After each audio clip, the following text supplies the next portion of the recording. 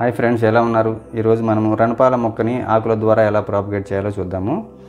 ఎందుకంటే వీటికి ఆకుల ద్వారానే పునరుత్పత్తి ప్రక్రియ జరుగుతుంది. దీనికి గృహ వైద్యంలో రకరకాలుగా వాడుతూ ఉంటారు. అందువల్ల దీన్ని మిరాకిల్ లీఫ్ అని కూడా అంటారు. మనము లీఫ్ని కట్ చేసిన తర్వాత 1 or 2 days షేడెడ్ ఏరియాలో ఉంచుకోవాలి. ఎందుకంటే మనం కట్ చేసిన ఏరియాలో ఒక రకమైన ద్రవం వస్తూ ఉంటుంది.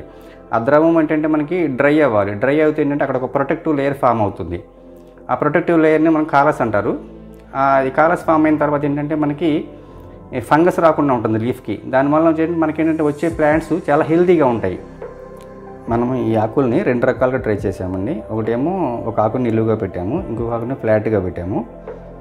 అయితే మనకి ఫ్లాట్గా పెట్టిన దానికి మనకి మొలకలు రావడం జరిగిందండి. నిలువుగా పెట్టిన దానికి మనకి మొలకలు రావలేదు. 15 రోజుల తర్వాత ఇలా ఈ మొలకలన్నీ రౌండ్గా వచ్చినాయండి. చాలా హెల్తీగా ఉన్నాయి. చూడండి, రౌండ్గా కూడా అన్నీగా వచ్చినాయి. 50 days తర్వాత మనకి ఈ రకంగా మనకి హెల్తీగా రావడం జరిగిందండి.